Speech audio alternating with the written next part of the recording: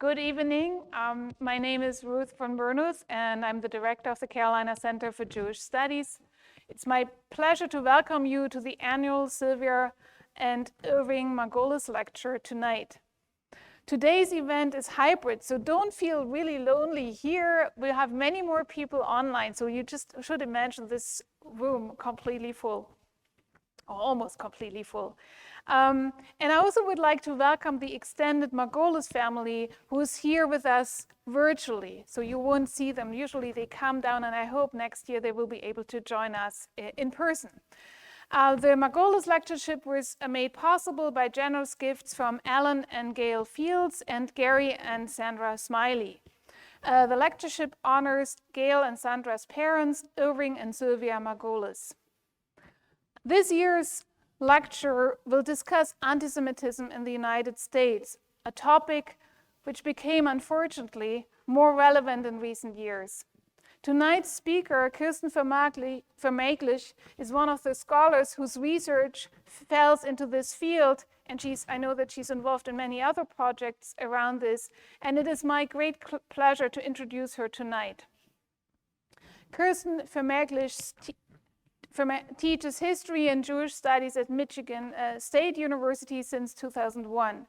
Her research is centered around the historical meanings and problematic nature of ethnic identity in the United States.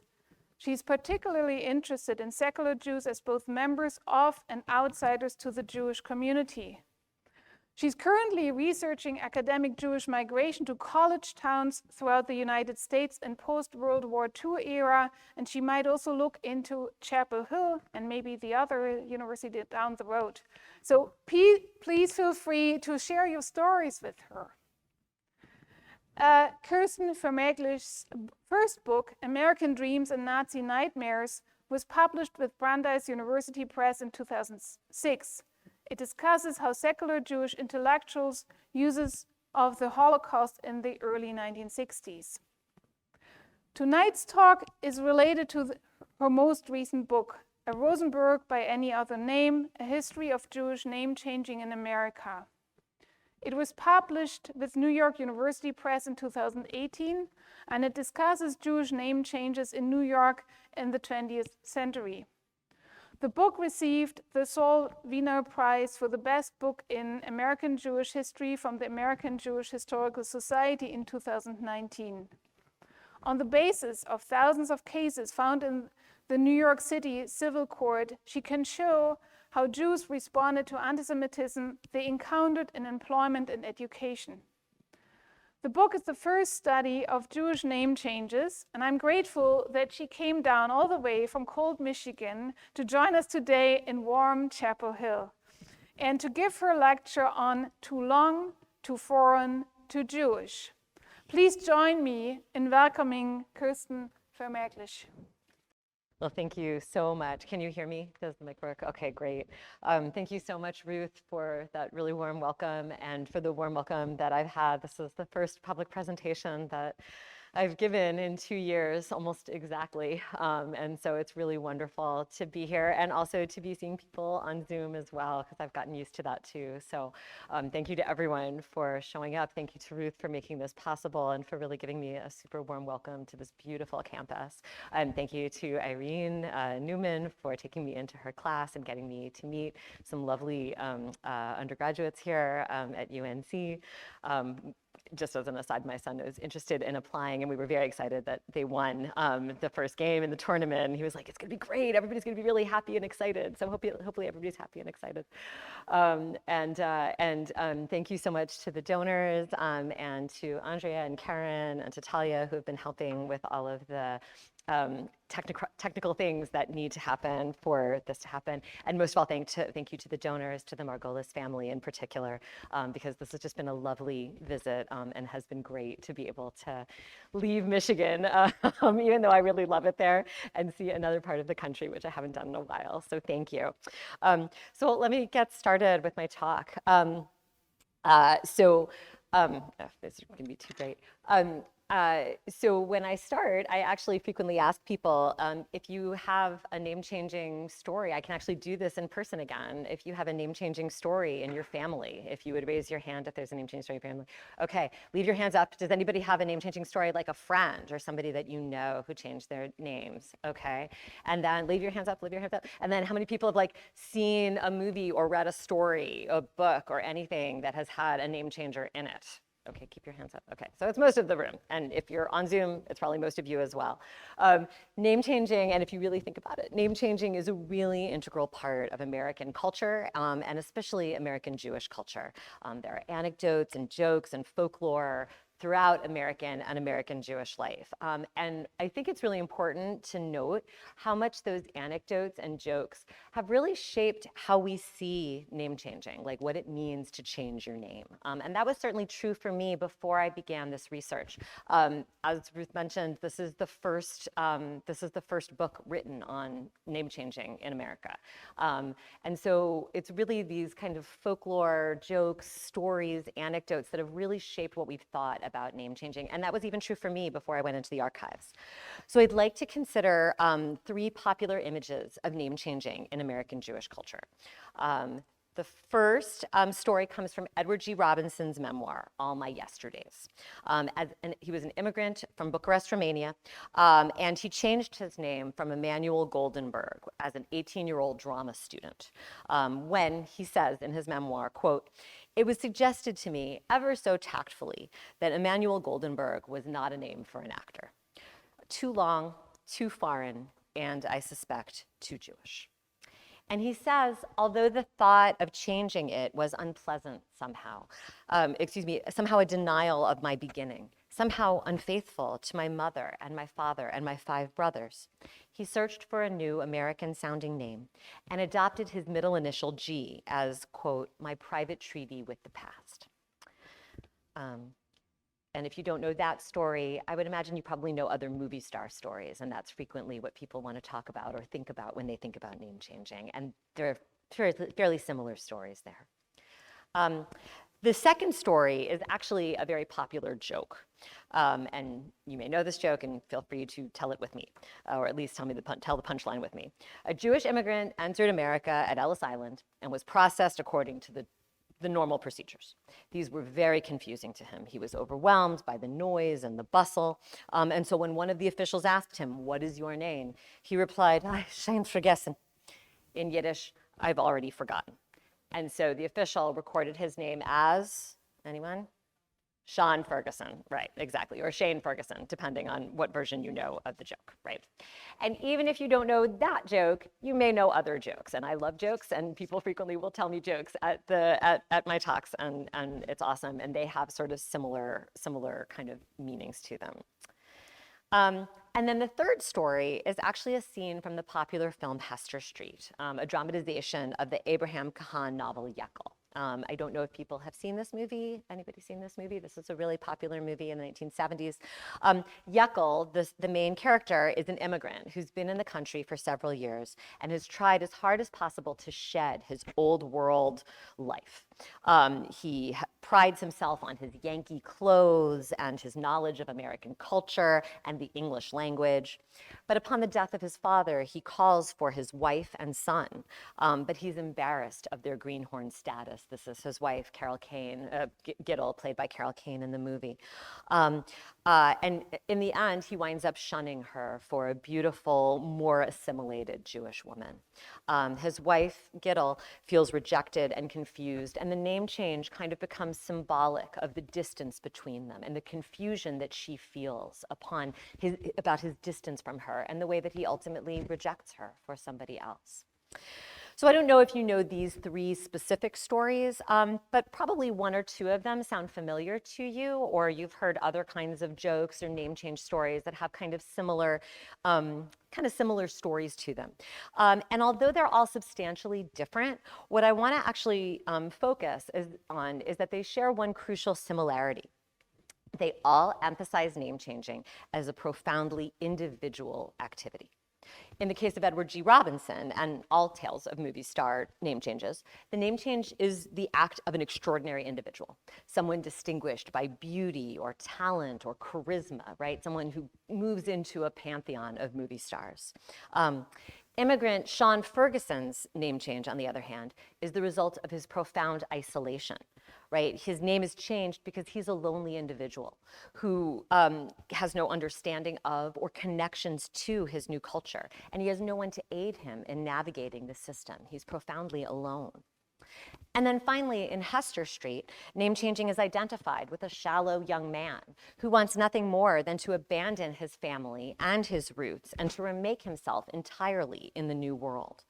So all three of these stories, I think, contribute to kind of a profoundly individualistic story of name changing, right? Name changing is an act that's entered into by individuals who are isolated or escaping from or even betraying Jewish families and the Jewish community. And so in contrast with those three stories, I'd actually like to offer you another, probably more common story of name changing in America. So in 1932, a man named Max Greenberger petitioned the city court of the city of New York to allow himself, as well as 2 of his 4 children, to change their last name to Green. One of Greenberger's grounds for the petition was that the name Greenberger is a foreign-sounding name and is not conducive to securing good employment as a musician, the chosen profession of his daughter. Another ground was that the name Greenberger is not helpful towards securing an appointment as intern in a hospital, the chosen profession of one of his sons. Greenberger's petition was one of thousands that was submitted in the middle of the 20th century to the New York City Civil Court. Men, women, and children like the Greenbergers legally changed their ethnic-sounding names to less ethnically identifiable ones in the first part of the 20th century.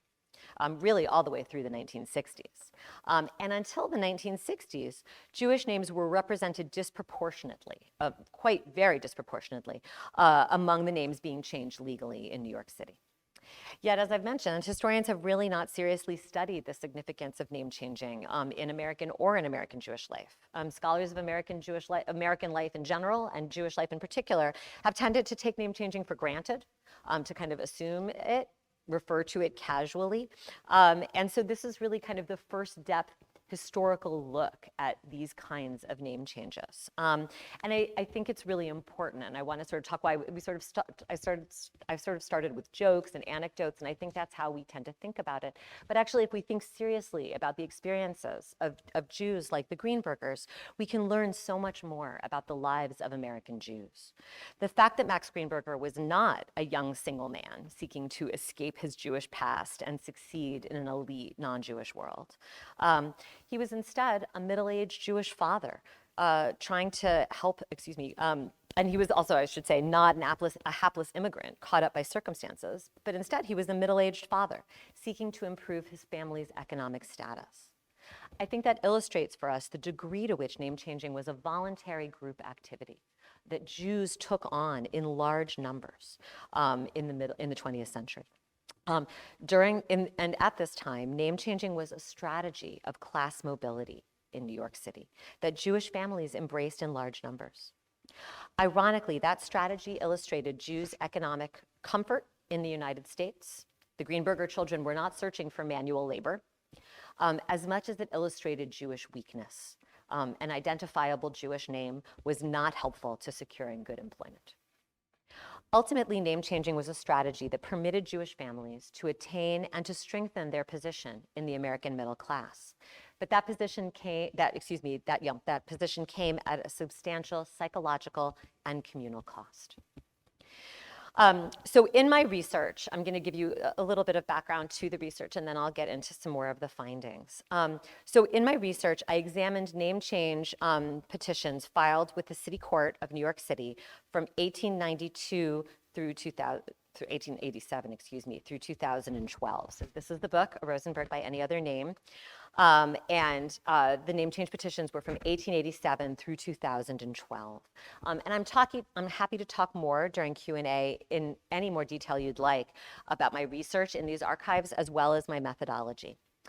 It's important to note that I did look at other sources, including the archives of Jewish organizations like the National Jewish Welfare Board, the American Jewish Congress, but the bulk of my findings were about name changing were in these petitions in New York City. And I like to talk about that, particularly when I'm speaking to audiences that are not from New York, to sort of talk about why I chose New York. And I'm happy to talk more during Q&A about how this might have shaped the research and what we might find elsewhere. Part of the reason I chose New York was that actually they gave me special access to these materials. They're all actually still being used. They're not in traditional archives, and I actually had to get special permission. And places like Detroit actually just weren't willing to give me that special access. And so I am also grateful to the New York City Civil Court, which did give me that really wonderful access and allowed me to look at these materials in great depth over time. Another reason, to be completely honest, is that I started this project 12 years ago or actually more than that, in 2006, 12 years before it was published, when my son was very young. This was him. And I didn't want to leave him alone for the long periods of time that you have to go for research. And I'm from the New York area, so I was able to take him with me, which was wonderful. And to show you what a long time the research took, that is him now, and a daughter showed up. You can all say how cute they are, or you can just wait until the Q&A and you can tell me then. So yeah, and he's almost 17 now. The process of research took a very long time. A daughter showed up along the way, and she came with me for research too. So there was a lot that was going on as I was trying to do this, and it was a really long process to look through thousands of documents. But I'm happy to talk more about how looking at New York City shaped this research, and also why I think it's really important to have looked at New York and what that means for name changing in other parts of the country. Okay. The other thing that I'd like to note is that I'm looking at formal legal name changing, which is a voluntary activity that differs greatly from many people's understandings of name changing, and perhaps some of the family name changing stories that people said that they had when they came into the room. So many people have had a family story that their family's names were changed at Ellis Island. It's very, very common when their ancestors entered the country. Most genealogists and immigration historians argue that this kind of mass involuntary name changing at Ellis Island did not take place. Ellis Island officials did not write down most individuals' names individually. They generally checked their names against ship manifests. I can show you. So this, if you've done any of your family's genealogy, this comes from Ancestry.com. You've probably looked at documents that look like this. And you can actually see, if you look really closely, the names are all prepared with the same handwriting. They're the ship manifest. And actually, there are little check marks if you look really closely. That is actually the immigration officials. When they're talking to people, they have translators, and they are actually sort of checking off information. They are not actually saying, what is your name? They're calling people up by name, and they're checking off answers to other questions. In addition, Ellis Island officials had no power to change people's names. They had no documentation. Immigrants did not leave Ellis Island with any paperwork that bound them to a new name. And indeed, American law gave Ellis Island inspectors no power to determine individuals' names. So it's possible, if you have this kind of a family story, it's possible that perhaps a rogue inspector might have recommended to your ancestor that they change their names, or maybe even they wrote a different name on a tag that tagged them at Ellis Island, possibly. But in general, and that immigrants might have misunderstood, your ancestors might have misunderstood this act as like an official permanent act of US government officials, but there's really very little evidence that there was mass, systematic, involuntary name changing at Ellis Island. And instead, there's actually much evidence of voluntary name changing in court petitions like the ones that I looked at, and also in naturalization petitions. So I'm going to talk more about this voluntary official name changing in this talk. And I'm particularly going to talk about court petitions because that's what I looked at. And it's also important to note that most of the court petitions that I'm looking at were actually submitted by native born. They were submitted by second generation Americans. So they were children born to immigrants. So this is not actually an act even of immigrants that we're going to be talking about. This is people who were born in America. And so that to me is in part why this struggle is so important and so interesting, because it's not necessarily really an act of Americanization or trying to become comfortable in America. It's actually something that people were doing after they'd already been born in America and were speaking English as natives, going to English American public schools, and generally American. Okay, so let me get started, and I'm happy to talk more about this kind of distinction between family stories, methodology, or anything.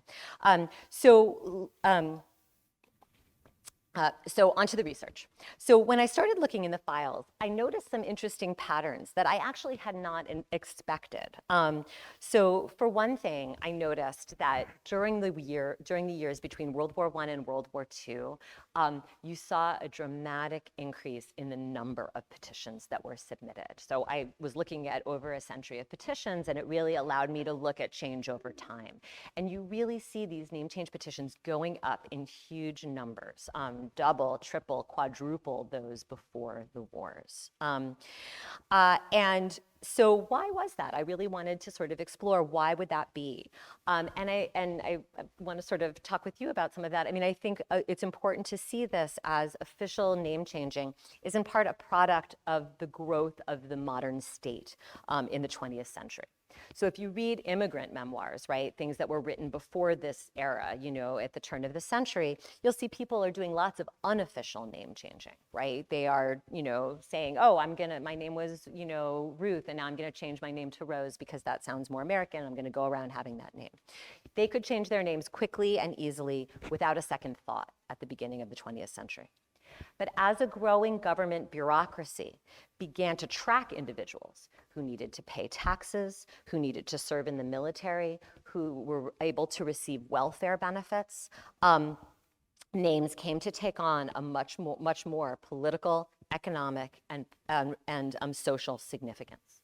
Ordinary individuals increasingly found it necessary or desirable to change their names officially in order to receive benefits and to avoid penalties. And so I think it's unsurprising that during these years before the wars, when you have World War, you have Depression, and you have the growth of a welfare state, you see a huge boom in official name changing as the state is beginning to pay attention to what your name is. And your unofficial name sometimes is not going to work that well for you, right? So there's a huge boom in this. Another pattern that, again, I hadn't expected, and this might seem like something that, you know, whatever, you might doubt me, but it's actually true. I trained as an American historian, and when I went into these petitions, I actually thought I was going to see petitions from all kinds of Americans. I didn't actually necessarily think this was going to be a Jewish story. I did think there would be Jews in there, but I didn't think it was going to be a Jewish story. I thought I would actually be an American story, and I'd be looking at people who changed their name from all kinds of ethnic backgrounds. But actually what I found was that Jews were overwhelmingly disproportionately represented in the petitions to a degree that really, really shocked me. I would open up a book that was the index to these name changes, and I would just see pages of Cohens or pages of Greenbergs, like just pages of them, in a way that really, really struck me. And it was well out of, when I ran the numbers later after being surprised by this, you know, the numbers of Jewish petitioners were well out of proportion to their actual numbers in the city. I mean, we tend to know that New York is very Jewish, and so you might think, well, that's not surprising that there's lots of Jewish names because there's lots of Jews. But in fact, this is very, very disproportionate to their representation in the city. Between 1917 and 1942, the numbers of Jewish petitioners were roughly 80% of the, roughly 50%, I can't read my writing, were roughly 50% of the total pool. The Jewish population of New York City during these years, at its highest, was about 25 to 30%. So it's roughly double what Jews' percentage was in the city. And if you account for the fact that most of the name change petitioners lived in Manhattan, the disparity is even greater because the Jewish population of Manhattan was really between 14 and 17% of the population. So Jews are really being disproportionately represented. And no other ethnic group came close to Jews' numbers in abandoning ethnic names. So in 1942, the total number of petitions submitted by people with Slavic, German, Italian, and Greek surnames, all of those together equaled about half of the Jews who were changing their names. So it's really pretty exceptional that Jews are clearly doing this in numbers far beyond their proportion and far beyond any other ethnic group. So why? Why is this, right? This is the other question that then I wanted to know, because this wasn't what I expected, and it wasn't what I was looking for. And I think I would argue, as I argued for you before, that this was in part due to the economic strength of Jews in the city. And I'm going to give you this little picture to explain this, and to say a little bit more about it. So this is a picture like of both women and men, but particularly women moving into sort of white collar work. And I'm going to argue for you that actually Jews are really, the move into white collar work required Jews more than others to change their names.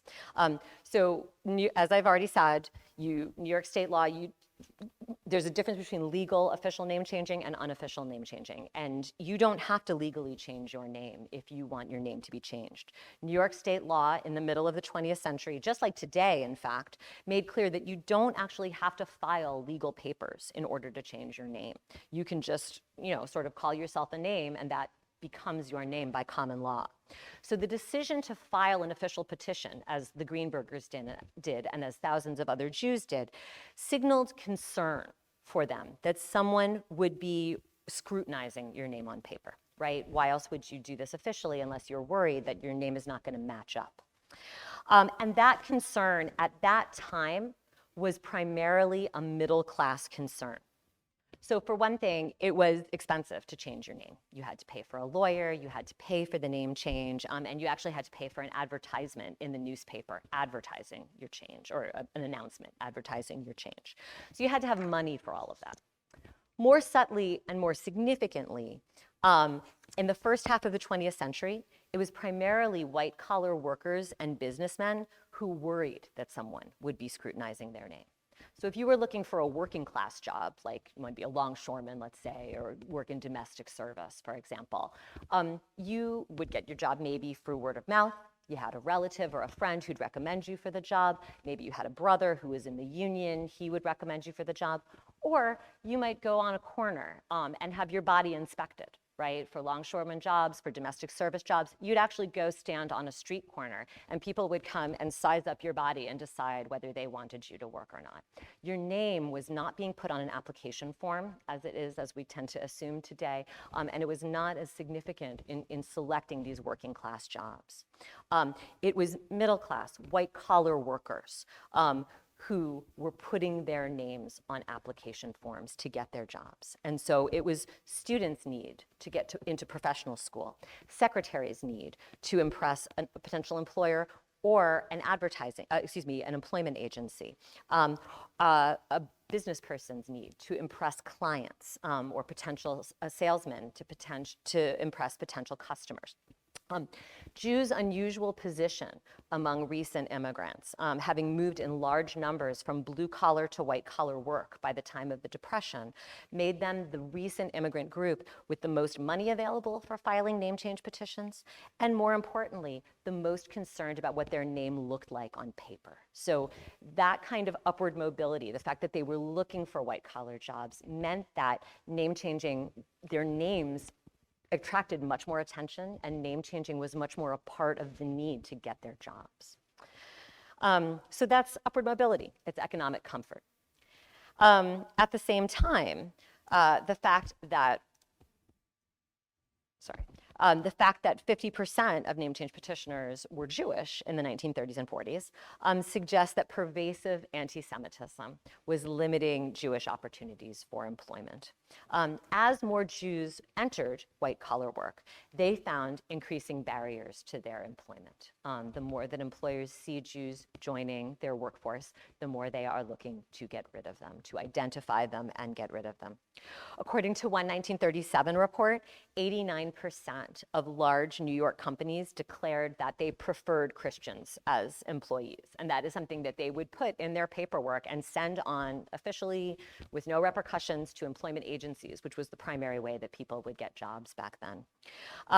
Employment advertisements throughout the 1930s noted that employers were Christian, Anglo-Saxon, or that they desired those kinds of employees. So I don't know if you can read it really well from there. I don't know, can you see that the term that Christians are being asked for jobs, like they're looking for college grads for statisticians, they're looking for Protestants.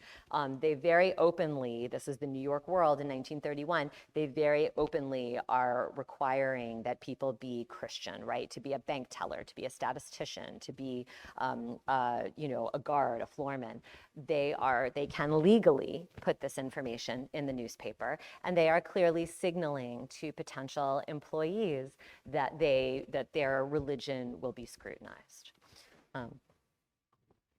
Excuse me.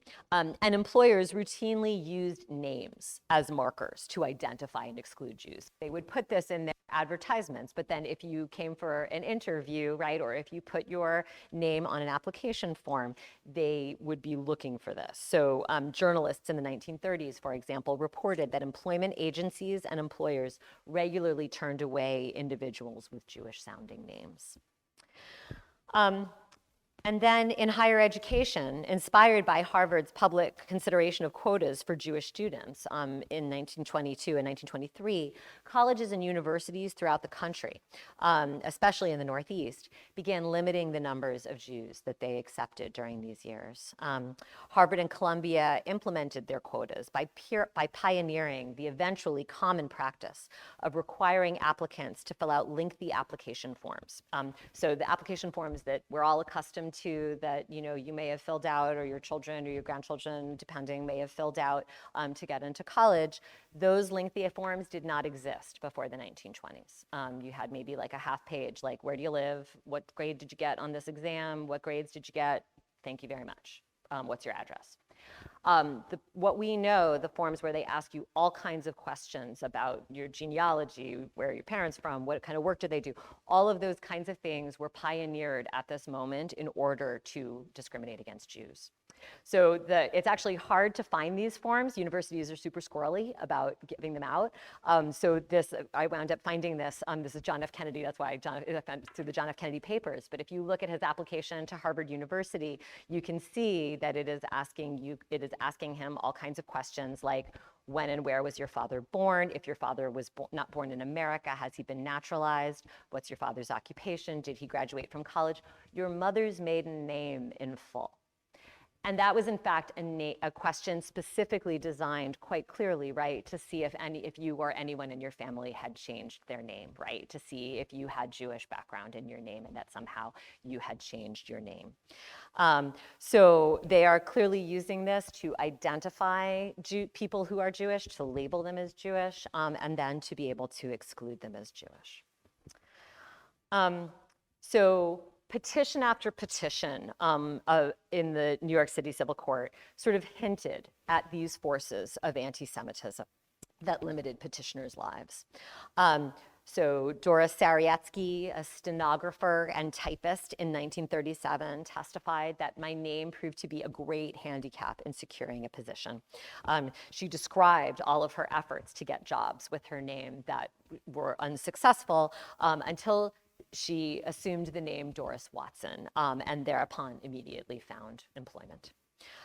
Bertram Levy, the president of a mail chute corporation in 1932, found that, quote, his name has been a hindrance to him in his efforts to gain an entrance to various firms and to secure business from them. And so he sought permission from the court to adopt what he called an American name, Bertram Leslie. So people are using this really veiled language. A few of the petitions lodged at the city court actually spoke openly of the anti-Semitism of the era. Julius Kaminsky, for example, in 1932, petitioned the court to allow him to change his name to George Joseph Cayley. Because he said, although he was a Hungarian Roman Catholic, employers consistently assumed that he was a Jew, making it hard for him to keep a job. While petitioner has the highest of respect for people of the Jewish race, he finds that other people in the city of New York have not that respect, and that a good many employers under whom he has worked have discriminated against the Jewish race. Another Roman Catholic man named Leo Goldkopf claimed that his friends and family members had urged him to file a petition to change his name to Leo Dawson because of his difficulties in finding jobs. I've had many opportunities of obtaining employment where Christians were preferred, but my name precluded favorable consideration of my application. Upon occasions, friends of mine declined to give me a written recommendation solely on the ground that my name would make it impossible to obtain the position in question. I think it's really interesting and worth noting that these people who purposely and very, very clearly identified themselves as Catholic, as non-Jewish, that they were able to talk quite openly about anti-Semitism that they were witnessing and experiencing, even though they were not Jewish. And I think it kind of demonstrates what a lot of the other people who are offering more veiled descriptions of what's happening to them, what was actually happening to them. It's notable, they never mentioned anti-Semitism. Petitioners never mentioned anti-Semitism when they gave their reasons for changing their names. They used this kind of vague legal language that downplayed the discrimination they faced. They used formulas like employers found my name difficult to pronounce, spell, and remember, even when the name was pronounced and spelled phonetically. In her petition to change her name to Rose Linford, for example, housewife and widow Rose, I don't think that's up there, Rose Lefkowitz testified that her name is difficult to pronounce, even though it's Lefkowitz, and most people can pronounce that. Others, like Max Greenberger, called their names foreign sounding or asked the court to grant them permission to use an American name. And it's worth noting this language is constructed by lawyers rather than the individual petitioners typically. And so they are trying to appeal to judges' standards. But nonetheless, the fact that large numbers of Jewish men and women used very vague terminology of foreign or difficult to pronounce, while these non-Jewish men felt much more comfortable detailing the specific discrimination that they experienced, suggests that Jews were uncomfortable talking about anti-Semitism and maybe were even perhaps ashamed of their experiences with discrimination, particularly because it was so ambiguous and so kind of hidden rather than clear and above board. Sorry. I'm sorry, I lost my place. The petitions at the New York City Civil Court illustrate not only the anti-Semitism that affected Jews' economic lives in the middle of the 20th century, but also the ways that Jews responded to that anti-Semitism communally by changing their names in family units. And we might think back to the Greenbergers, right? So Max Greenberger's not changing his name alone, he's changing it with and for his children. And that was in fact the typical way that people were changing their names. Large numbers of petitions filed by Jews involved families, parents filing for underage children, spouses filing with one another, adult siblings filing with one another, and actually entire family units with adult parents and minor children filing petitions together. Women regularly engaged in name changing with their husbands and brothers and fathers, and sometimes on their own as well.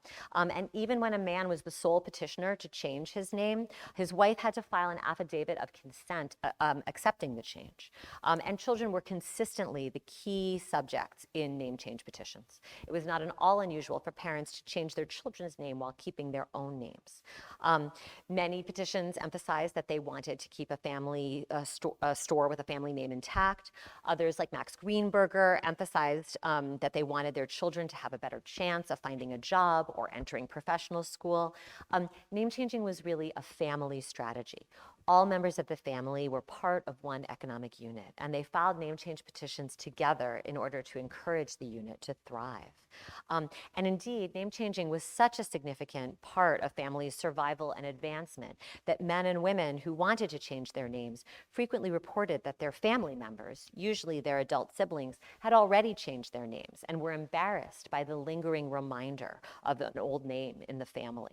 So 33-year-old David Pelowitz, for example, noted that all of his brothers had already changed their names legally, and that the fact that your petitioner has not changed his name to Pello has frequently caused embarrassment to his brothers and the other members of the family.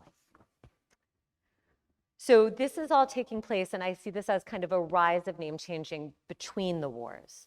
The final point that I want to make for you tonight is the ways that World War II in particular completely just turned this into like a major phenomenon. And this is a graph that people at MSU in the statistics office helped me to build.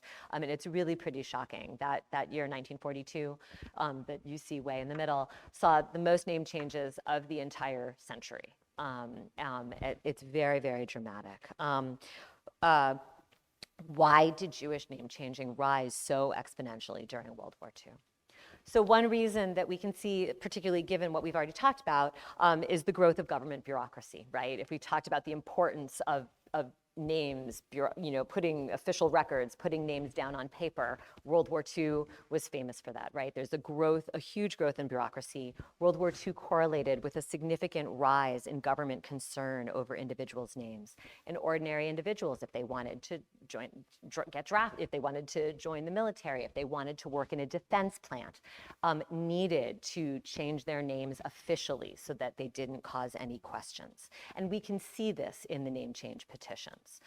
So, for example, this is Saul Jack Kaufman in his petition to change his name to Jack Kay. He said, in view of the fact that I intend to register on February 16, 1942 for selective service, I do not wish there to be any confusion with respect to my identity. He had actually used the name Jack Kay for 20 years in business and social relations before he finally decided to make it official. There are other people who will say, I've been working for 7 years with this name, but now you're asking me, my employer is asking me to produce a birth certificate so that they can make my name official and I can be working in this defense plant. And you needed to do that during World War II. So the bureaucracy of World War II is clearly focusing everyone's attention on their names. There's actually a book published at this time, What is Your Name? And it talks about how everyone's being asked this question over and over again during World War II in a way that it had not been before. And it led many to legalize name changes that they had previously considered just casual matters of personal choice. But I would also argue for you that bureaucracy is not the whole story. The large numbers of Jews who are applying for name changing suggest that there are other forces of nationalism and racism and anti-Semitism that are also at work during World War II. Now, this might be surprising for anybody who has seen a World War II movie like Baton or any of the other movies that my dad watches on late night TV. The US government took pains during the war to emphasize that individuals with different foreign-sounding last names, including Jewish names, were American patriots fighting for the war together. Films like Baton, but also Action in the North Atlantic, Objective Burma, all of them. They all emphasized, and were actually required to emphasize by the Office of War Information, the different ethnic names, Alfred Allen Rosenthal, Antonio Batoya, William Schick. All of these names were actually required to be a part of these war propaganda films, even though they were, technically private, because the government wanted to show the ways that the nation was made stronger by its reliance on many different men from a wide range of ethnic backgrounds, all committed to the cause of democracy and supported by official policies of tolerance. But ironically, there's lots of other evidence to demonstrate that diverse names actually became symbols of intolerance in America during World War II, both in the US military and also in civilian life. Poems, songs, slurs that were repeated constantly in the 1940s, all isolated and relied upon distinctive Jewish names for their humor, as they labeled the possessors of their names cowardly, greedy, and calculating in their willingness to escape military service, and sometimes their desire to control the country. So if you worked in a defense plant, or you were a soldier, or you even traveled on the New York City subway, you might have seen a poem, or you read a letter home from your soldier, your kid, or your husband who was off fighting in the war. You might have seen this poem. It was called The First American, and you can see First American, and apologies for the racism of the moment. You can see John J. Hennessy, Colin P. Kelly, John P. Buckley, Butch O'Hare, John J. O'Brien, all Irish and Anglo names, right, to describe great heroism. And the first American to get 4 new tires was Abraham Lipschitz, right? And sometimes people will laugh at this, even in my audiences today, because we actually tend to rely on Jewish names for humor, but clearly there is a substantial, ugly message behind this poem, right? And this was sent around, circulated in military newspapers, in soldiers' letters home to their parents and their loved ones. It was not alone. There were actually many of these. And this poem, you know, it's not really a poem, it's anti-Semitic propaganda. There were tons of different versions of it, but it all described heroes having English and Irish names, and it always described a Jewish name as being profiteering off the war, one of the classic anti-Semitic stereotypes of the moment. And oral histories and memoirs and literature of soldiers in World War II emphasized the use of Jewish names, and this is Jewish soldiers. They emphasized the ways that their Jewish names were being used to discriminate against them, to ridicule them by officers as well as fellow soldiers. So one Jewish soldier, for example, in a memoir that he wrote after the war, wrote that he had encountered Army officers who have been so ignorant as to make just derisive remarks about a Jewish-sounding name. No matter what the name, if it smacks of Jewishness, then it's funny. Other soldiers wrote that people were quite sure that they were being denied promotion in the military because their name or their nose was not Aryan. Jews tended to be hesitant in their petitions still in World War II, just as they were before World War II, to talk about this discrimination. But they did talk about the foreignness of their names, or they described their names as handicaps or impediments. So Solomon Goldfarb in 1942, in his petition to change his name to Saul Robert Guilford, explained that his name was a handicap in his current profession of engineering, that he was engaged to be married, and that I desire that any offspring of my marriage shall not labor under the handicap of going through life with a name such as Goldfarb. This is an unfortunate situation in the world we live in, but it is a situation not of my making, and I feel that we must face reality. A few petitions, very few, did openly describe their fears or their experiences of discrimination in the Army as a result of their names.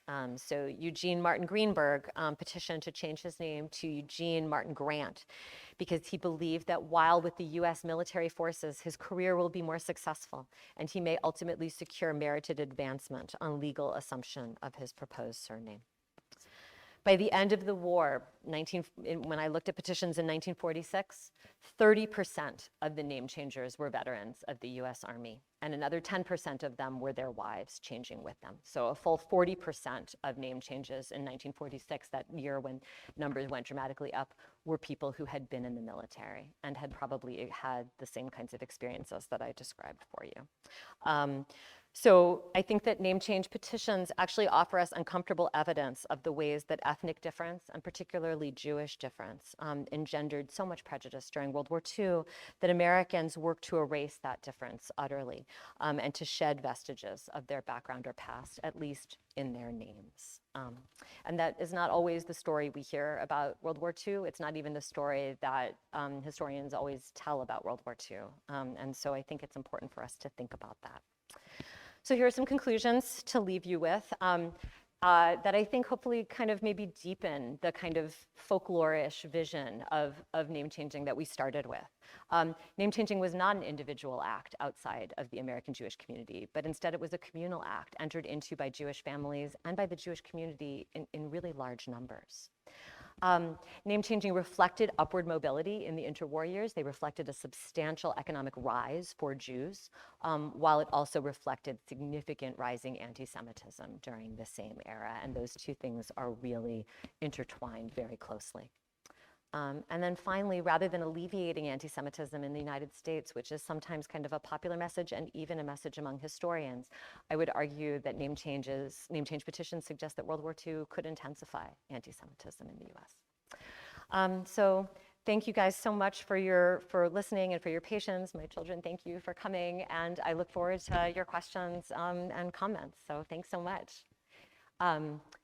Yes, someone already has their hand up. Ruth, what should we do?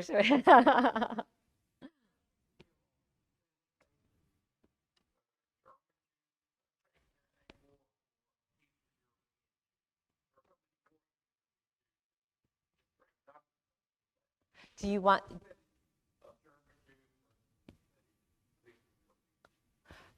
So I'm happy to repeat that. Ruth, did you want to put the microphone up and have people come, or should I just repeat the question? Okay, so the question is, do I have a sense of whether German Jews change their names more or Eastern European Jews change their names more? I don't. So I don't have that kind of information in the petitions. I can talk about what kind of information was there. It's not very easy to tell with names. Sometimes you could tell like a name with a ski on the end of it. I didn't enumerate that, and it's really hard to sort of be making that. I would say in general that the names I was looking at tended to be sort of what were seen as kind of distinctive Jewish names that were used like that, which were a combination of kind of traditional kind of religious Jewish names like Cohen and Levy and other kinds of names like Goldstein and Rosenberg. So I was using those in part to help me determine, but I don't have that sense. I mean, from the population of New York City, probably more of them were Eastern European Jews, right? Because that tended to be the larger percentage in the population in New York City. But there would have been no way for me to have made those kinds of distinctions in the petition. So, but that's an interesting question that I don't think anybody's ever asked me that before. So thank you for that question. Anybody else? Anybody on Zoom? Mm-hmm.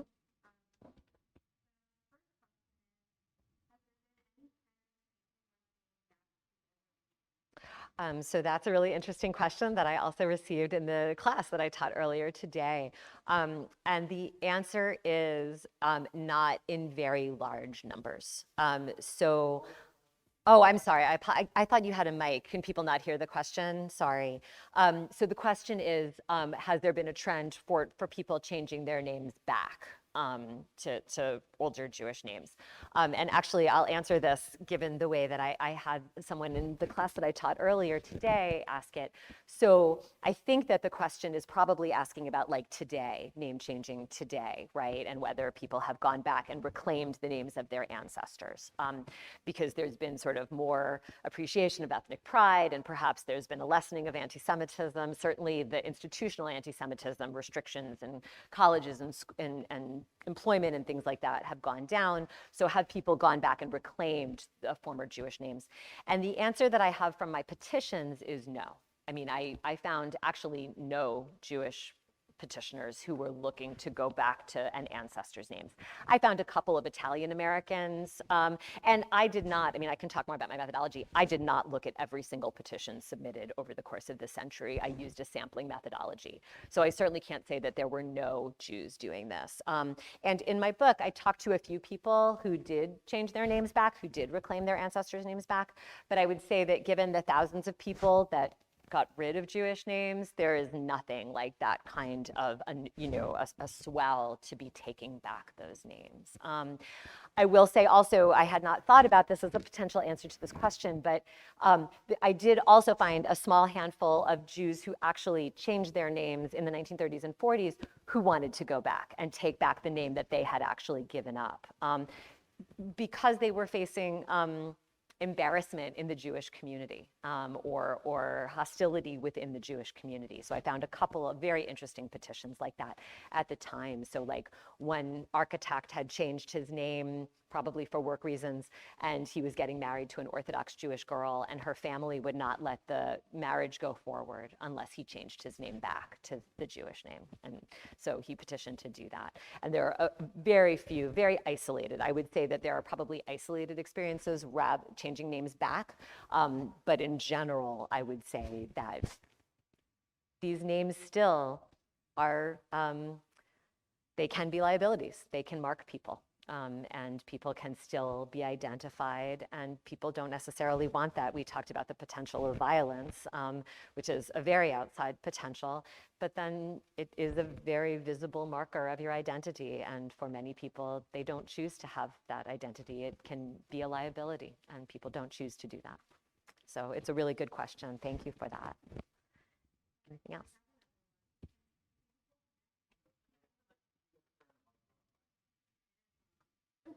Might be, it's not, it might be your mask too.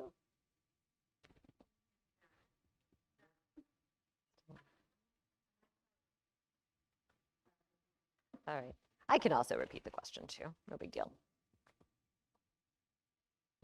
Okay, awesome. Okay, so the next question is, with your example of Kaufman requesting to change his name to K because he was registering for the Selective Service during World War II, isn't it more a question of Kaufman sounding suspiciously German more than specifically Jewish? So that's a really interesting name. I think it's significant that his name is Saul, which is, a more Jewish sounding name. But what I looked a lot, and yes, I do think that there were ways in which some Jewish names certainly sound like German names, right? So there can be an overlap, and it is indeed possible that during both world wars, right, we were fighting Germany, and that people had names that were identified with the enemy, and so they were looking to leave those names.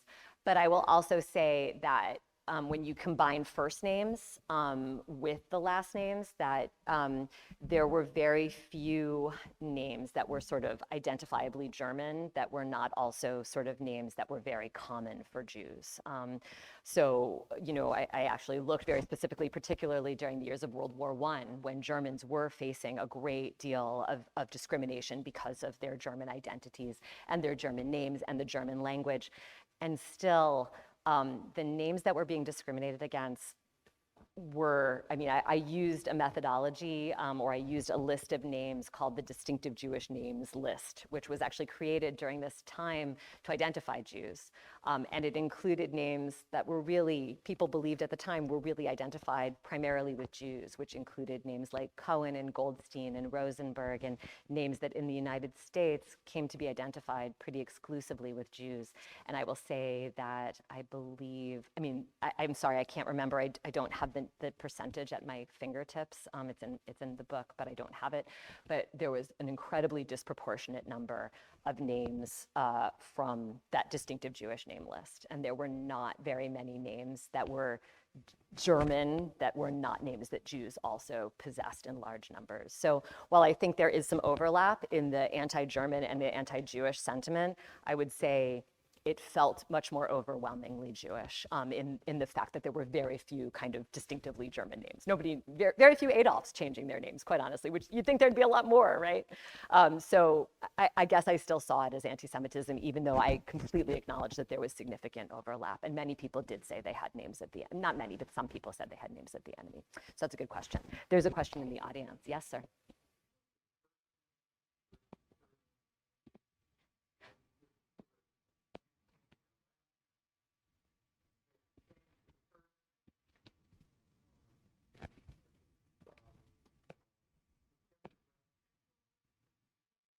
So there were, I did not enumerate this. I also said this, we're going to get the same questions that I received earlier, which is fascinating and great because they're really great questions. So the question for people who didn't hear it was, did I look at first names as well as last names, and could I enumerate sort of how many people perhaps changed their first name but didn't change their last name? Is that right? Or vice versa? So what I would say is I did not enumerate it. I did not actually run the numbers, and I should have, because it's a good question and I get it a lot. Just eyeballing it, I would say that very few people, not very few, people absolutely changed their first names. They tended to do so when they were also changing their last names. There were not very many official changes of first names alone, right? There were lots of first name changes along with last name changes. And during this era when Jews are changing their names. And my sense of that is that it had a lot to do with the kind of the use of the application forms and the ways that these last names were really being used to discriminate against people, and that first names were a little bit more fungible and a little bit harder to detect. Yeah, did you want to follow up?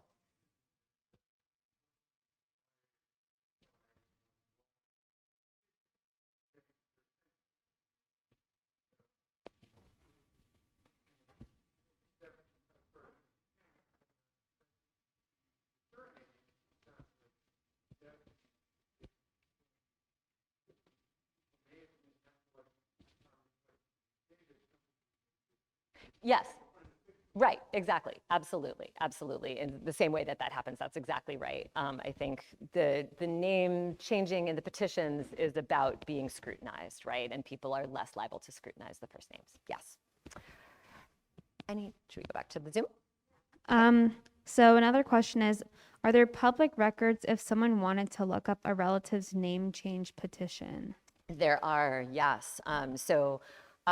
People have asked me about accessing the New York ones.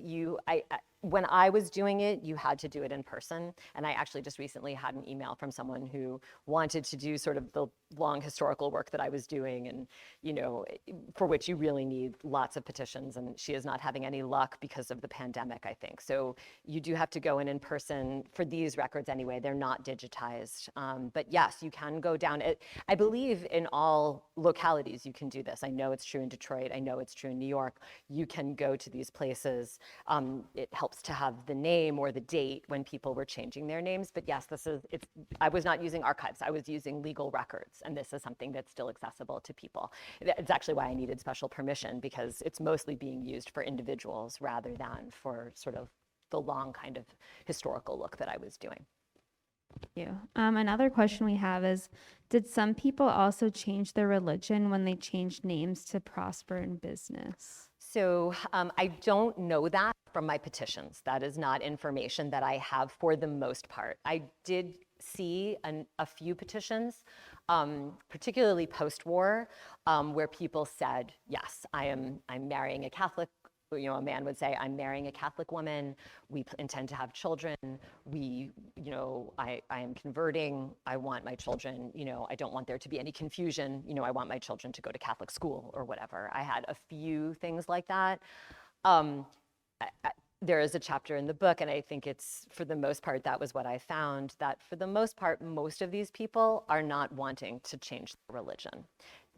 Changing their name because their name is being scrutinized is kind of an easy way to, or they hope it will be an easy way to get a job or to get into a school, but they are not really interested in becoming Christian.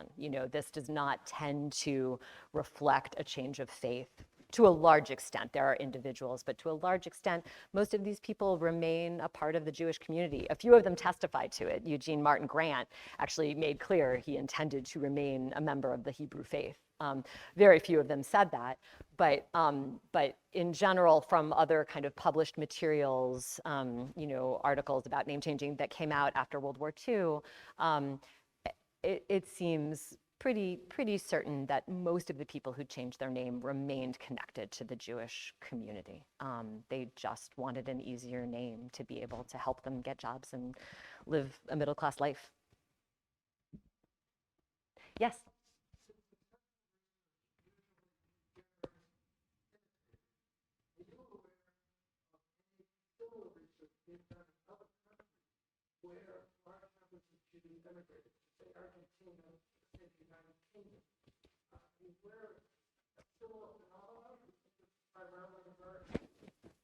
Will it mean I'm not successful if I say that I don't know anything? I do know that people have written about some name changing after World War II in France. Israel is the most interesting kind of comparison. I don't know of anybody writing about name changing in Argentina, or what was the other? United. Yeah, so as far as I know, nobody is writing these things, but I was a little bit, like this. And I've also moved on a little bit in my research, so I have not been made aware of people writing about it in other countries. I mean, what I think is actually kind of interesting to me, that I hope my book will ultimately change, I hope I will be successful, is that people tend to take names for granted. I mean, historians tend to take names for granted as signifiers, right? They're just, this is the person who it is. And there's very little real exploration of like the construction of those and the historical what the historical questions about those names. I might be wrong. There may be somebody working on this in Argentina. I'll be really embarrassed. So on the Zoom, if there's somebody in Argentina, let me know, because that's cool. But in general, I don't know of a lot of other people working on it in other countries. But I hope there will be soon. Anybody else? Anybody else on Zoom? Yeah, there's one question on Zoom. Okay. Did anyone want to seal their name legally or try to seal the documents like in a closed adoption so that people can't research their past? So that's an interesting question that I've not received. So you can't do that technically, but there's an exception, right? So there's two exceptions. So in general, you had to make this public, and in part it was about sort of fraud, right? To make sure that you were not defrauding anyone, you had to make this official and advertise it in newspapers and things like that. So probably all the people I'm talking about, none of them, had that possibility. Recently, however, when I looked at more recent documents, because I went all the way up through 2012, I would say that there are two exceptions. One is transgender name changes. So in recent years, transgender name changes have been among the sort of decided trends, and I know that some of them requested for those to be maintained private, or at least not to have the requirement for the newspaper advertisement to be waived. So I don't know that they requested for their entire file to be kept private, but they did ask that it not be made public. And I believe that that is now a policy. I don't even think that that is needed to be requested. I think that that is a part of the policy. I think that that doesn't need to happen. The other exception that I'm embarrassed to say, I mean, I was able to look at files. So the files today look really different from the files in the 1930s and 40s. They are mostly not Jews. They are mostly, and they're not middle class, and it's not about upward mobility. They are mostly people of color. They are mostly working class or poor people, and they are mostly women. And so, and a lot of times they are women who are trying to change their names of their children when the fathers are absent. There were some files that were also domestic violence, that the fathers were actually abusers, and those names were requested to remain private. Those files were supposed to be sealed. They gave them to me by mistake, so I did not publicize them, and don't use them. But they gave them to me by mistake. But those were sealed. Sure. Yeah. Are there any studies of the psychological effects of name changing to conceal ethnic identity? Not to my knowledge, there are not. I mean, my work, I did a few oral histories, and I also read memoirs and articles and things like that, where people did describe psychological cost. I do think that it was there, just in even the few people to whom I spoke. There was a lot of emotional pain that came from this. Being taunted by other members of the Jewish community when you changed your name. Sherwin Newland, the doctor, talked about that. I write in my book about a family where, the children kind of find out about it after a period of time, and they're really kind of shaken up by this change that they did not know had happened. And, so I think that there was a lot of kind of family and personal kind of cost, a psychological cost. I don't know of anybody who has studied it. It's an interesting question. I think it's, again, kind of an experience is like, oh yeah, sure, people did that. It may be now that more people are studying it, I would imagine, but I have not seen it. I haven't seen it. Yeah, but I do think it was. I do think it was costly for people's emotional and psychological lives and their family lives. Yes.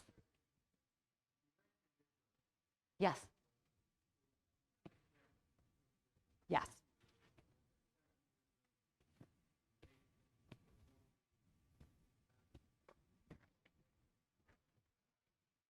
Yeah.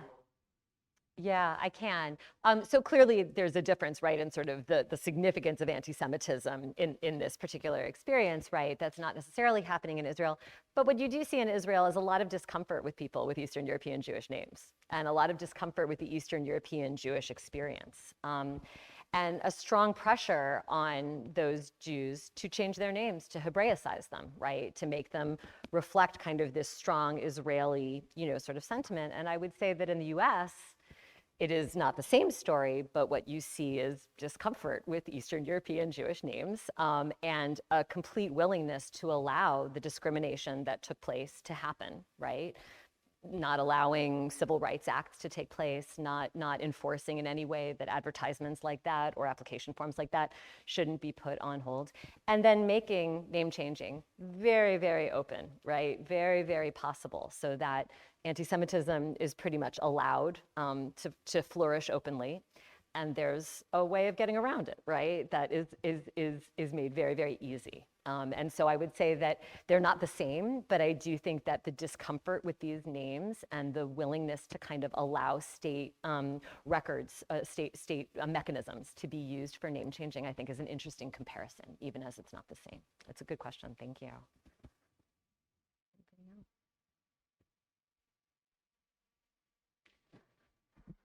Yeah, we have one more yeah, question. Go ahead. So where does your research take you next? Oh, well, two different places, I'll say, actually. So Ruth mentioned at the beginning that I am looking at Jewish migration to college towns like Chapel Hill and East Lansing, Michigan, where I live now. So after the quotas on Jewish students were lifted and Jews were able to sort of use higher education in larger numbers, there is an influx of Jews into academia. And they are mostly, although they've mostly been living in large urban centers like New York, Chicago, they begin going to places like Chapel Hill and East Lansing. And so I'm interested and have already published one article on sort of this kind of Jewish migration and what it meant for Jewish communities and Jewish identity for these people. So I do, anybody who's interested in talking with me about, if you have that kind of experience, I would love to talk with you about it. And families as well, not just those individual academics.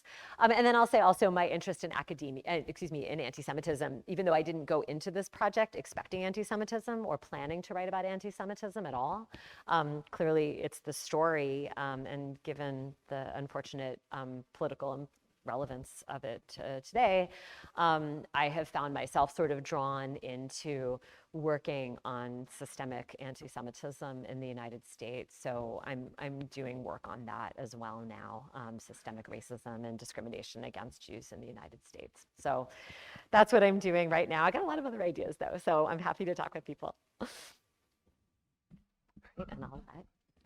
Thank you so much. And thank you for everyone who came, both virtually and here in person. And and we are looking forward to hearing more about your future projects on Chapel Hill or also anti-Semitism, which is, as we said in the beginning, unfortunately another topic still around. Yeah, thank you.